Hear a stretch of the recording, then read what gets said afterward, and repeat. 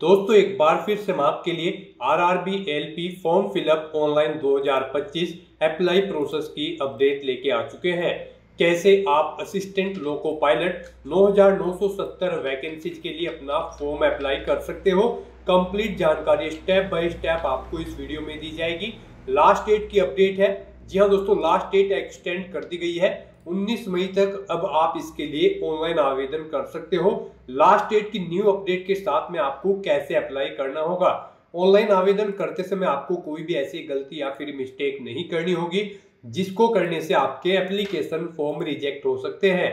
और अप्लाई करते समय आपको कुछ महत्वपूर्ण बातों का भी ध्यान रखना होगा, तभी आपके एप्लीकेशन फॉर्म सक्सेसफुली सबमिट किए जाएंगे। आवेदन करते समय आपको फोटोग्राफ, सिग्नेचर, डॉक्यूमेंट्स कैसे और कितने केबी में अपलोड करने होंगे, कैसे आप अपने क्वालिफिकेशन की डिटेल दोगे, कैसे आप यहां पर जोन सेलेक्ट करोगे और कैसे आप यहां पर फीस पेमेंट करते हुए रजिस्ट्रेशन से लेकर प्रिंट तक अपने फॉर्म अप्लाई कर सकते हो। कंप्लीट जानकारी के लिए आपको वीडियो शुरू से लेके एंड तक बिना स्किप किए हुए देखनी होगी। इस वीडियो को कंप्लीटली देखने पर आपके सभी सवाल और डाउट क्लियर होंगे।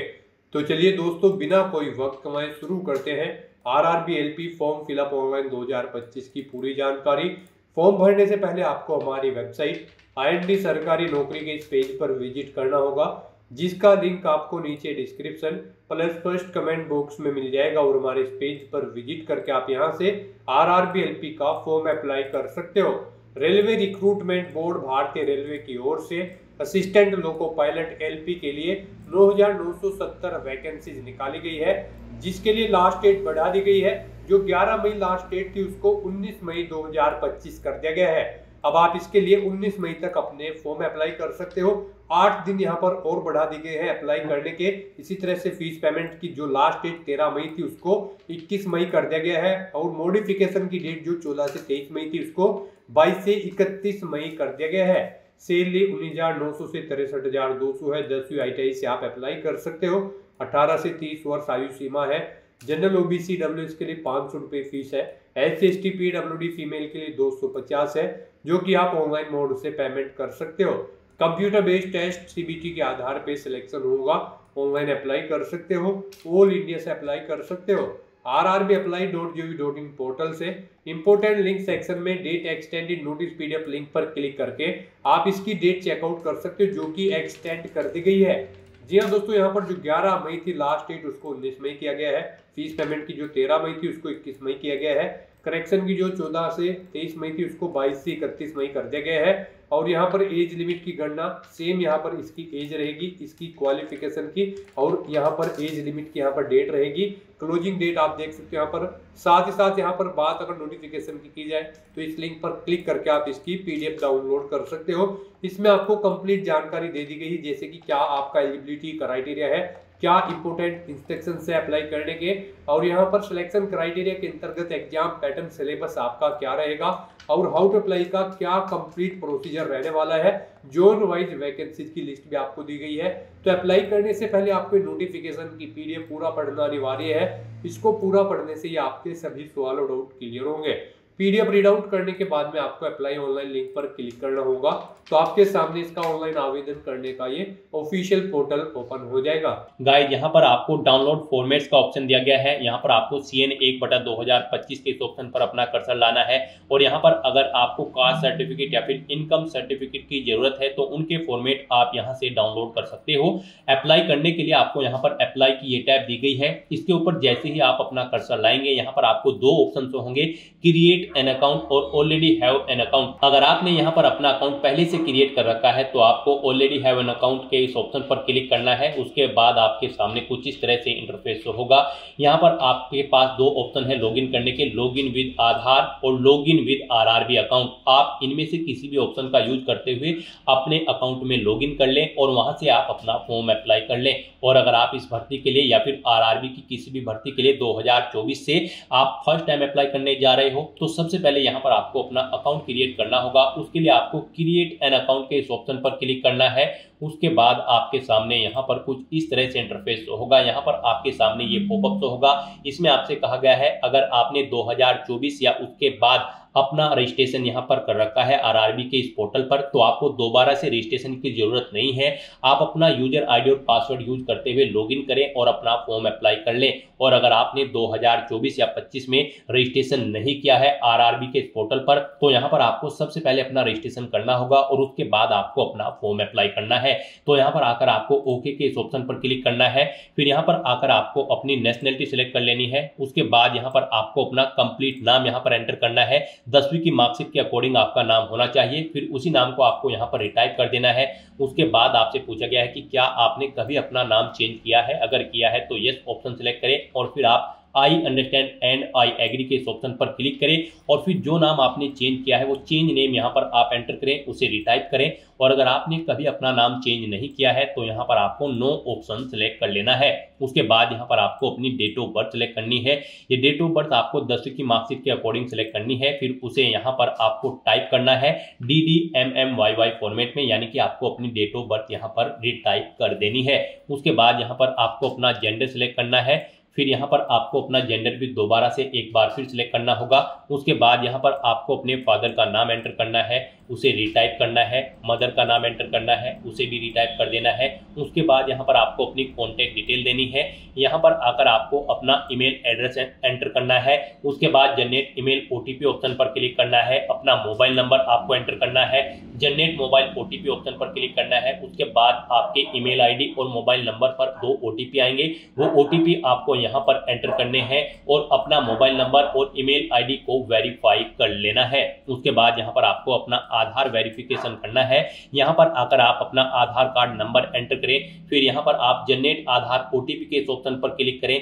आपके मोबाइल नंबर पर एक ओटीपी आएगा जिससे आपका आधार लिंक है। वो ओटीपी आप यहाँ पर एंटर करें और अपना आधार यहाँ पर वेरीफाई कर लें। यहाँ पर आधार वेरिफिकेशन के आपके पास 2 ऑप्शन है। आप ओटीपी के थ्रू अपना वेरिफिकेशन कर सकते हैं या फिर आप फिंगरप्रिंट वेरिफिकेशन ऑप्शन पर क्लिक करके यहाँ पर अपना आधार वेरीफाई कर सकते हैं। यहाँ पर आप इन दोनों ऑप्शन में से कोई भी ऑप्शन यूज करके वेरीफाई के बटन पर क्लिक करके अपना आधार वेरीफाई कर लें। और अगर आपके पास आधार कार्ड नहीं है तो आप I do not have Aadhaar card के ऑप्शन पर क्लिक करेंगे। दोबारा से I do not have Aadhaar card के ऑप्शन पर क्लिक करें। यहाँ पर आप अपना कोई वैलिड प्रूफ आईडी सिलेक्ट करें, उसका नंबर यहाँ पर दें, किसने आपको वो इशू किया है उस अथॉरिटी का नाम यहाँ पर आप एंटर करें, प्लेस ऑफ इशू यहाँ पर दे, डेट ऑफ इशू यहाँ पर आप सिलेक्ट करें। यहाँ पर हम आपको सजेस्ट करेंगे आधार अगर आपके पास नहीं है या फिर वो अपडेटेड नहीं है तो उसमें आप अपडेट करा लें। यहाँ पर आधार वेरिफिकेशन आपके लिए बेस्ट ऑप्शन रहेगा क्योंकि आगे भी आपको आधार की जरूरत पड़ेगी इस भर्ती की आगे की टास्क के लिए।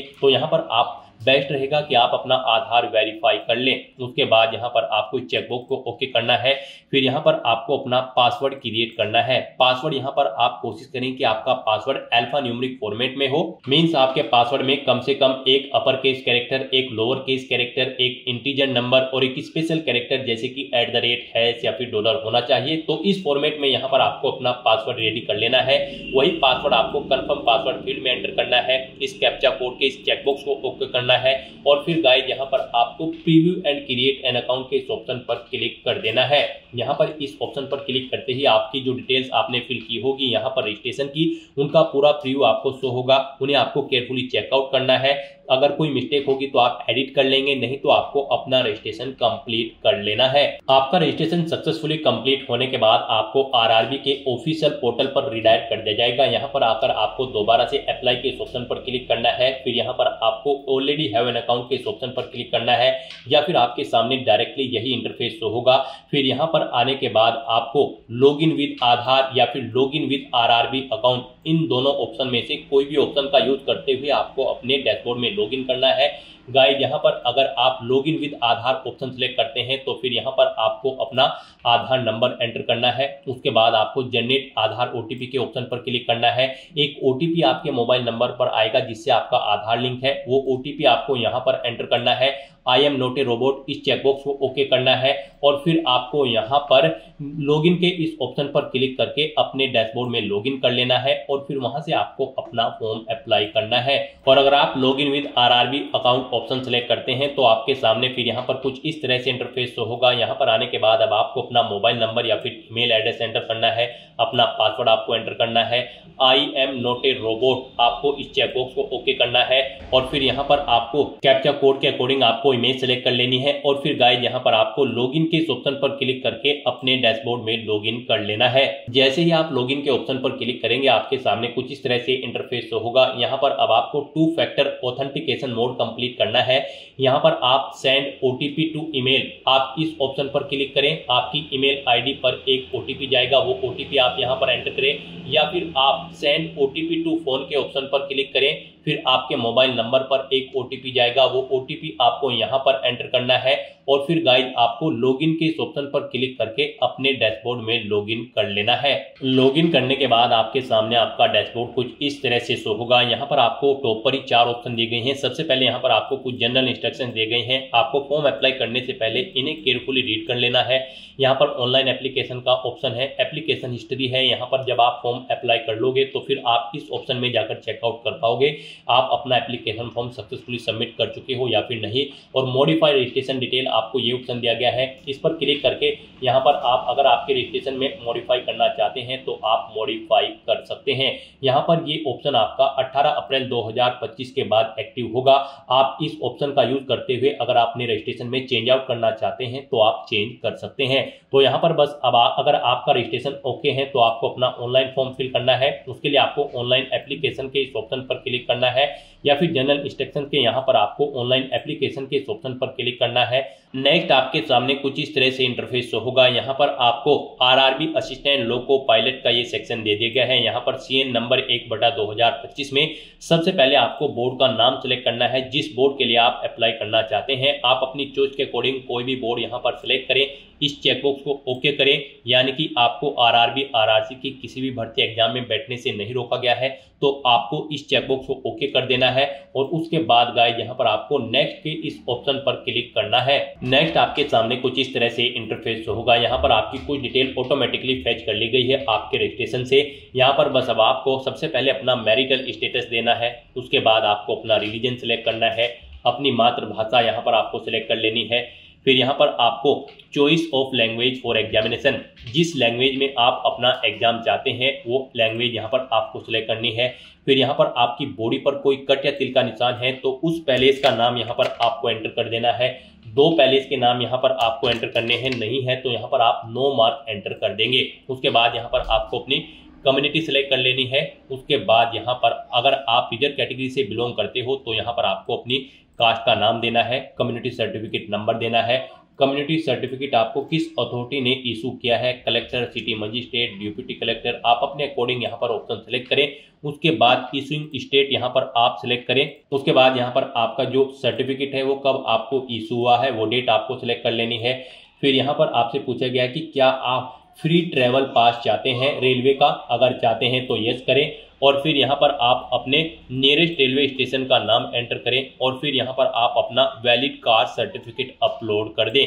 आपका सर्टिफिकेट यहाँ पर 400 KB से कम होना चाहिए, PDF फॉर्मेट में होना चाहिए। आपको अपलोड डॉक्यूमेंट के ऑप्शन पर क्लिक करना है, फाइल को सिलेक्ट कर लेना है और अपना कास्ट सर्टिफिकेट यहाँ पर आपको अपलोड कर देना है।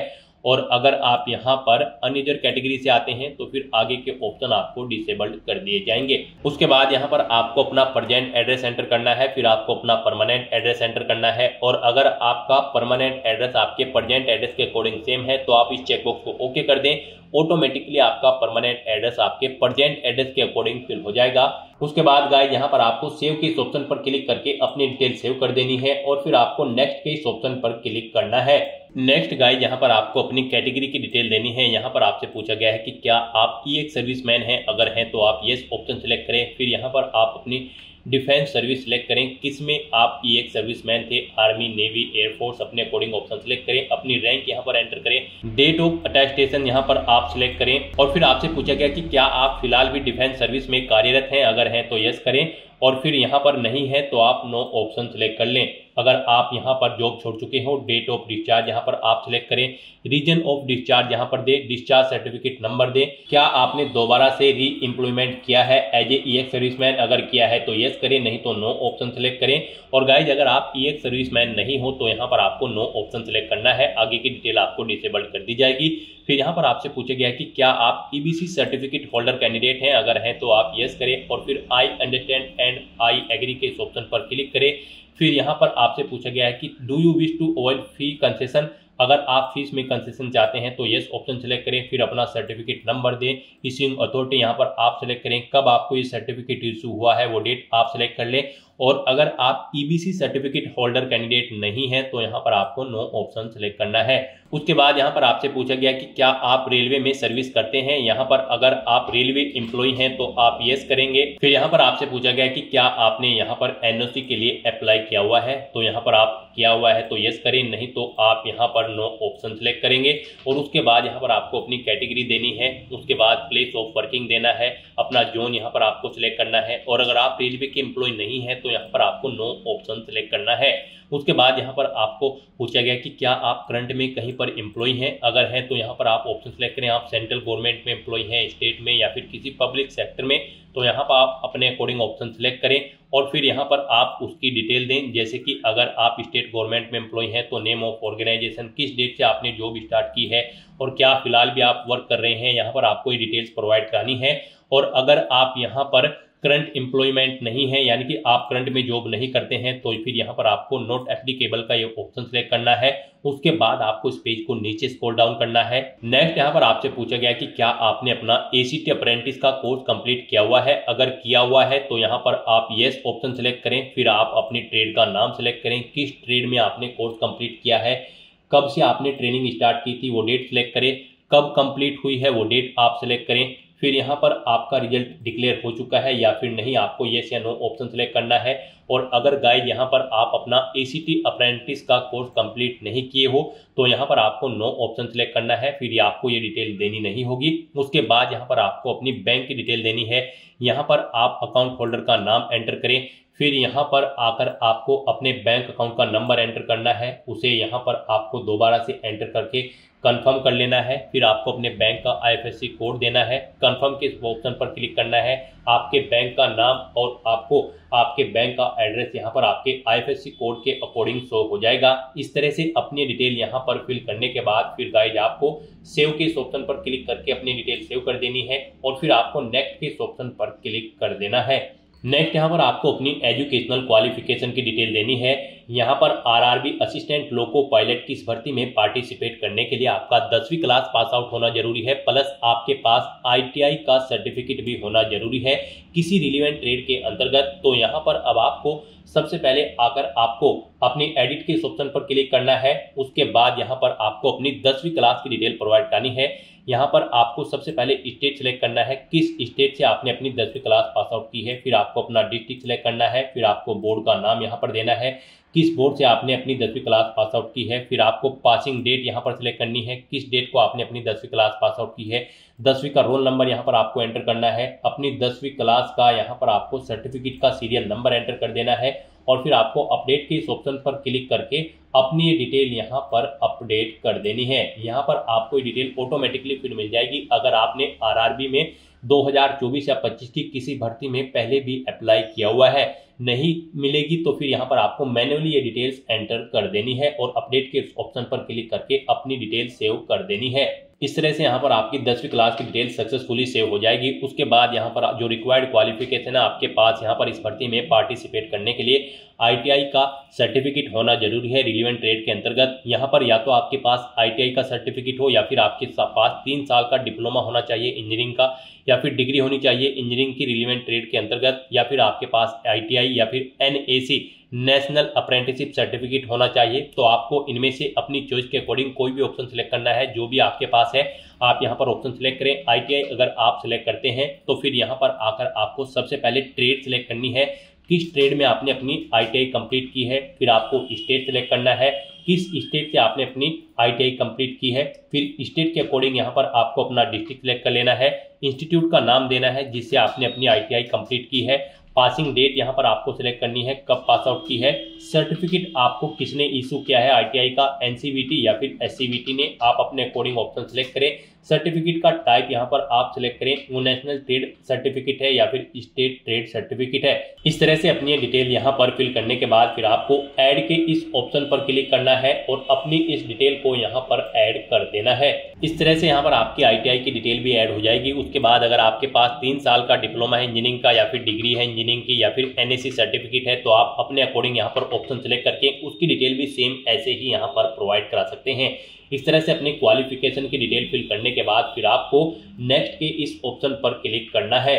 नेक्स्ट यहाँ पर आपको अपना फोटो और सिग्नेचर अपलोड करने हैं। गाइस, जैसा कि हमने आपको स्टार्टिंग में ही बताया था कि कौन सी वो कॉमन मिस्टेक है जिसे करने से आपका एप्लीकेशन फॉर्म रिजेक्ट हो सकता है, तो इस सेक्शन में आपको दी गई गाइडलाइंस के अकॉर्डिंग ही अपना फोटो और सिग्नेचर अपलोड करने हैं, अदरवाइज आपके एप्लीकेशन फॉर्म के रिजेक्ट होने के चांसेस रहते हैं। यहाँ पर आपके फोटो की जो हाइट होगी वो 320 पिक्सल होनी चाहिए और जो विड्थ होगी वो 240 पिक्सल होनी चाहिए। जेपीजी या फिर जेपीईजी फॉर्मेट में आपका फोटो होना चाहिए। साइज उसका यहाँ पर 100 KB से 150 KB के बीच में होना चाहिए और जो आपके सिग्नेचर होंगे यहाँ पर उनकी हाइट 60 पिक्सल होनी चाहिए और विड्थ 140 पिक्सल। साइज उनका यहाँ पर 30 KB से 49 KB के बीच में होना चाहिए। जेपीजी या फिर जेपीईजी फॉर्मेट में आपके सिग्नेचर होने चाहिए। यहाँ पर आपके फोटो रिजेक्ट होने के कुछ सैंपल आपको दिए गए हैं। यहाँ पर आपको सैंपल ऑफ फ्यू रिजेक्टेबल फोटोज, आपको इस ऑप्शन पर क्लिक करना है। यहाँ पर आपको सैंपल शो कर दिए गए हैं। यहाँ पर आपका फोटो इस तरह से नहीं होना चाहिए, इस फॉर्मेट में यहाँ पर आपका फोटो होना चाहिए। ग्रीन कलर का जो यहाँ पर आपको साइन शो हो रहा है, इस फॉर्मेट में आपका फोटो होना चाहिए। आपके फोटो का बैकग्राउंड जो है वो यहाँ पर व्हाइट होना चाहिए। कोई भी रंगीन बैकग्राउंड का फोटो यहाँ पर एक्सेप्टेबल नहीं होगा। तो यहाँ से आप चेकआउट कर ले, इन फॉर्मेट में आपके फोटो रिजेक्टेबल होंगे और इस फॉर्मेट में आपका फोटो यहाँ पर एक्सेप्टेबल होगा। सिग्नेचर भी यहाँ पर आपके व्हाइट पेपर पर ब्लैंक इंक पेन से होने चाहिए। तो यहाँ पर अब आपको अपना फोटो और सिग्नेचर अपलोड करने के लिए ब्राउज किस ऑप्शन पर क्लिक करना है, फाइल को सिलेक्ट कर लेना है और अपना फोटो और सिग्नेचर यहाँ पर आपको अपलोड कर देना है। गाइस, यहाँ पर अगर आपके फोटो या सिग्नेचर का साइज कम या ज्यादा है तो आप उसे यहाँ पर रिसाइज कर सकते हैं। आप यहाँ पर MS पेंट में जाकर अपना फोटो या सिग्नेचर दी गई रिक्वायरमेंट के अकॉर्डिंग सेट कर लें, या फिर बहुत सारी ऑनलाइन वेबसाइट्स हैं उन पर आप अपना फोटो या सिग्नेचर अपलोड करके उनका साइज दी गई रिक्वायरमेंट के अकॉर्डिंग सेट कर सकते हैं। आप गूगल पर जाएं, वहां पर आप इमेज रिसाइजर टाइप करें, मल्टीपल्स वेबसाइट आपके सामने शो होंगी। वहां पर आप सिलेक्ट इमेज ऑप्शन पर क्लिक करें, इमेज को सिलेक्ट करें और अपनी दी गई गाइडलाइंस के अकॉर्डिंग आप उसका फोटो का साइज यहाँ पर सेट कर लें और फिर यहाँ पर आप अपना फोटो और सिग्नेचर अपलोड कर दें। इस तरह से यहाँ पर आपको अपना फोटो और सिग्नेचर अपलोड करने के बाद फिर आपको सेव के इस ऑप्शन पर क्लिक करके अपना फोटो और सिग्नेचर सेव कर देने हैं और फिर गाइस यहाँ पर आपको नेक्स्ट के इस ऑप्शन पर क्लिक करना है। नेक्स्ट यहाँ पर आपको अपनी जोन प्रेफरेंस देनी है। आपने स्टार्टिंग में जो भी बोर्ड सेलेक्ट किया होगा उसके अकॉर्डिंग आप जिस भी जोन पर अप्लाई करने के लिए एलिजिबल हैं वो जोन्स यहाँ पर आपको शो कर दी गई हैं। अब आपको यहाँ पर अपनी चॉइस के अकॉर्डिंग इन्हें प्रेफरेंस देना है। यहाँ पर आप जिस जोन को फर्स्ट नंबर पर सिलेक्ट करेंगे, यानी कि उसके सामने प्लस के इस ऑप्शन पर क्लिक करेंगे, उसे यहाँ पर फर्स्ट प्रेफरेंस दिया जाएगा और जिसे आप सेकंड नंबर पर सिलेक्ट करेंगे उसे यहाँ पर सेकंड नंबर पर प्रेफरेंस दिया जाएगा। आप अपनी चॉइस के अकॉर्डिंग यहाँ पर जिस भी जोन को जिस नंबर पर प्रेफरेंस देना चाहते हैं उस नंबर पर सिलेक्ट करके अपने जोन की प्रेफरेंस यहाँ पर सेट कर दें। उसके बाद आपको इस पेज को नीचे स्क्रॉल डाउन करना है। उसके बाद यहाँ पर आपको इस चेकबॉक्स को ओके करना है। फिर यहाँ पर आपको अपनी एग्जाम की ट्रेड सेलेक्ट कर लेनी है, जिस ट्रेड के लिए आप अप्लाई करना चाहते हैं। फिर आपको डिक्लेरेशन सेक्शन में आना है, आपको इस चेकबॉक्स को ओके करना है, अपना पैलेस यहाँ पर एंटर करना है और फिर गाइस यहाँ पर आपको सेव के इस ऑप्शन पर क्लिक करके अपनी डिटेल सेव कर देनी है और उसके बाद आपको यहाँ पर प्रीव्यू एप्लीकेशन के इस ऑप्शन पर क्लिक करना है। नेक्स्ट आपको आपके एप्लीकेशन फॉर्म का पूरा प्रीव्यू यहाँ पर शो कर दिया गया है। आपको सभी डिटेल्स केयरफुली चेकआउट करनी है, पेज को नीचे स्क्रॉल डाउन करना है, इस चेकबॉक्स को ओके करना है। कहीं पर कोई मिस्टेक है तो आप यहाँ पर एडिट के इस ऑप्शन पर क्लिक करके अपने एप्लीकेशन फॉर्म की डिटेल को एडिट कर सकते हो और अगर सभी चीजें ओके हैं तो यहाँ पर बस अब आपको अपना एप्लीकेशन फॉर्म सबमिट कर देना है। उसके लिए यहाँ पर आपको सबमिट के इस ऑप्शन पर क्लिक करना है। नेक्स्ट आपको यहाँ पर फीस पेमेंट के इंटरफेस पर डायरेक्ट कर दिया जाएगा। यहाँ पर गाइड अब आपको अपना फीस पेमेंट करना है। यहाँ पर हम आपको बता दें, जनरल ओबीसी ईडब्ल्यूएस कैंडिडेट को 500 रुपए फीस के रूप में जमा कराने हैं। SC ST PWD women candidate को 250 रुपए फीस के रूप में जमा कराने हैं। SC ST PWD women candidate को 250 रुपए जो फीस जमा करानी है, उनकी की पूरी फीस यहाँ पर आपको रिफंड कर दी जाएगी। और जनरल ओबीसी ईडब्ल्यूएस कैंडिडेट की 500 में से 400 रुपए फीस यहाँ पर आपको रिफंड कर दी जाएगी बाद में। यहाँ पर तो अब आपको अपना फीस पेमेंट करना है। यहाँ पर फीस पेमेंट करने के लिए आपके पास दो ऑप्शन है, आप पे विद SBI ई-पे या फिर पे विद CSC वॉलेट। आप अपनी चॉइस के अकॉर्डिंग कोई भी ऑप्शन का यूज करते हुए यहाँ पर फीस पेमेंट कर दे। यहाँ पर अगर आप पे विद SBI ई-पे ऑप्शन सेलेक्ट करते हैं तो फिर यहाँ पर आपको चेकबॉक्स को ओके करना है। उसके बाद आपको प्रोसीड के ऑप्शन पर क्लिक करना है। नेक्स्ट यहाँ पर आपके सामने फीस पेमेंट का इंटरफेस ओपन हो जाएगा। गाइस, यहाँ पर आने के बाद आप debit card, credit card, SBI corporate credit card या फिर इंटरनेट बैंकिंग या फिर UPI के माध्यम से अपना फीस पेमेंट कर सकते हो। UPI यहाँ पर आपके लिए बेस्ट ऑप्शन रहेगा। आप UPI के ऑप्शन पर क्लिक करें। अगर आपको अपनी UPI ID पता है तो आप एंटर UPI ID के ऑप्शन पर क्लिक करें। यहाँ पर आप अपनी UPI ID एंटर करें और वैलिडेट UPI ID ऑप्शन पर क्लिक करते हुए अपना फीस पेमेंट कर दें। और अगर आप QR कोड के थ्रू फीस पेमेंट करना चाहते हैं तो यहाँ पर आप UPI QR के ऑप्शन पर क्लिक करें। फिर आप पे नाउ के ऑप्शन पर क्लिक करें। पे नाउ ऑप्शन पर क्लिक करते ही आपके सामने एक QR कोड शो होगा। आप उसे अपने किसी भी UPI से स्कैन करें और अपना फीस पेमेंट कर दें। सक्सेसफुली फीस पेमेंट करने के बाद आपको आपके डैशबोर्ड में डायरेक्ट कर दिया जाएगा। अपने डैशबोर्ड में आकर आपको एप्लीकेशन हिस्ट्री की स्टेप पर आना है और फिर यहाँ पर आपको असिस्टेंट लोको पायलट के सामने यहाँ पर आपको व्यू एप्लीकेशन के इस ऑप्शन पर क्लिक करके अपने एप्लीकेशन फॉर्म का एक हार्ड कॉपी प्रिंट आउट ले लेना है फ्यूचर यूज के लिए, फ्यूचर रेफरेंस के लिए। यहाँ पर आप अपने एप्लीकेशन फॉर्म का स्टेटस भी चेकआउट कर सकते हो। यहाँ पर आपके एप्लीकेशन फॉर्म का स्टेटस आपको सक्सेस शो कर दिया जाएगा अगर आपका एप्लीकेशन फॉर्म सक्सेसफुली सबमिट हो जाता है। तो दोस्तों, ऐसे आप RRB assistant loco pilot 9970 post के लिए अपना फॉर्म अप्लाई कर सकते हो बिना कोई मिस्टेक किए हुए, स्टेप बाय स्टेप। आज की इस वीडियो में बस इतना ही। आई होप ये वीडियो आपको पसंद आई होगी। अगर पसंद आई हो तो इसे लाइक और शेयर करें। चैनल पर नए हो तो इसे सब्सक्राइब कर लें। Thanks for watching.